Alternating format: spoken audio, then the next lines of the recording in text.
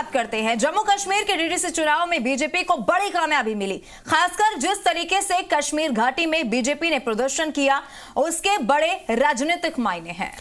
BJP इसका जश्न भी मना रही। दो जीते हुए उम्मीदवारों की तरफ से भी जश्न मनाया गया, और लेकिन कश्मीर में जीतने वाली इकलौती महिला उम्मीदवार जीत के 48 घंटे बाद भी गायब है।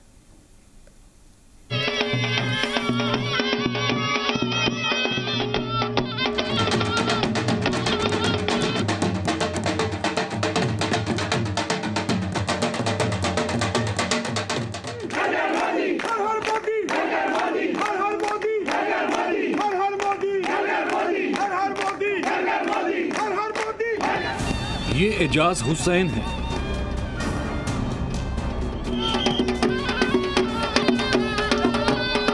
श्रीनगर के बलहामा सीट से एजाज हुसैन को जीत मिली।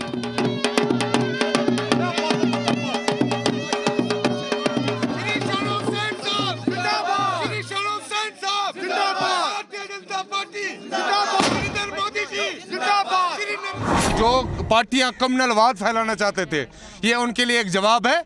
यहाँ पे लोग आज भारतीय जनता पार्टी के समर्थक करते हैं।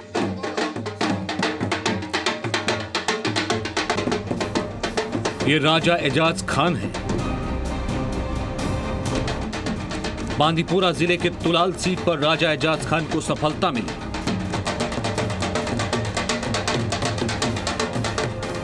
ये कामयाबी मेरी नहीं है, मेरे लोगों की कामयाबी है, मेरे उस गरीब इलाके की कामयाबी है। उन्होंने मुझे नहीं चुना है, उन्होंने तरक्की को चुना है।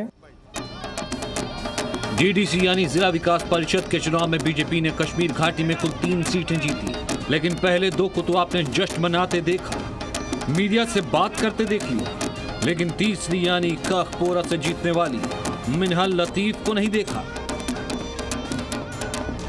जी हां, हम उन मिन्हाल लतीफ की बात कर रहे हैं जो पुलवामा जिले की काकपोरा सीट पर बीजेपी की टिकट से जीती है। कश्मीर घाटी में बीजेपी की 3 जीत कई मायने में ऐतिहासिक है। इस जीत का न सिर्फ उम्मीदवार बल्कि पार्टी ने भी खूब जश्न मनाया है। 3 में से 2 विजेताओं को तो सबने कैमरे पे देखा, बातचीत करते देखा, जश्न मनाते देखा, लेकिन काकपोरा पुलवामा से जीतने वाली मिन्हाल लतीफ गायब है। न तो वो किसी जश्न में शामिल हुई और ना ही किसी से बात की। कश्मीर में ऐतिहासिक जीत के 2 दिन से ज्यादा का वक्त हो गया है। जीतने वाले तमाम उम्मीदवार जश्न मना रहे हैं।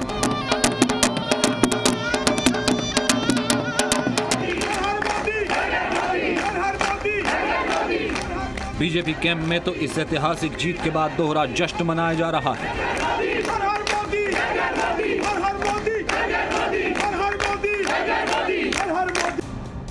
ऐसे में कश्मीर से बीजेपी की इकलौती महिला विजयी उम्मीदवार का इस तरह गायब होना कोई सामान्य घटना तो नहीं हो सकती। अब तक ना तो मिन्हाल लतीफ खुद सामने आई है और ना ही उनकी कोई तस्वीर बाहर आई है। सूत्रों की माने तो लतीफ लॉ की छात्रा है और वो अपनी पढ़ाई जारी रखना चाहती है। ऐसे में वो किसी भी लाइमलाइट में आने से बच रही है, क्योंकि ऐसे में उनकी जान को खतरा हो सकता है। यहाँ ये जानना भी जरूरी है कि दक्षिण कश्मीर की जिस सीट से मिन्हा जीती है वो आतंकवाद से ग्रस्त इलाका है। पुलवामा के काकपोरा को आतंकवाद का गढ़ माना जाता है। वैसे भी घाटी में आतंकवादी बीजेपी नेताओं को अपना निशाना बनाते रहे हैं। ऐसे में मिन्हाल लतीफ का गायब होने के पीछे डर की वजह से इनकार नहीं किया जा सकता। हमने जब ये जानने की कोशिश की कि आखिर मिन्हाल लतीफ जीत के बाद कहां गायब रही, तो हमें परिवार से ये जानकारी मिली कि मिन्हाल लतीफ की तबीयत ठीक नहीं, वो फिलहाल बात नहीं कर सकती। मिन्हाल लतीफ चाहे कुछ भी बोले, लेकिन जीत के बाद उसका इस तरह से गायब रहना कम से कम सामान्य घटना तो नहीं दिखती। कैमरा पर्सन मंजूर के साथ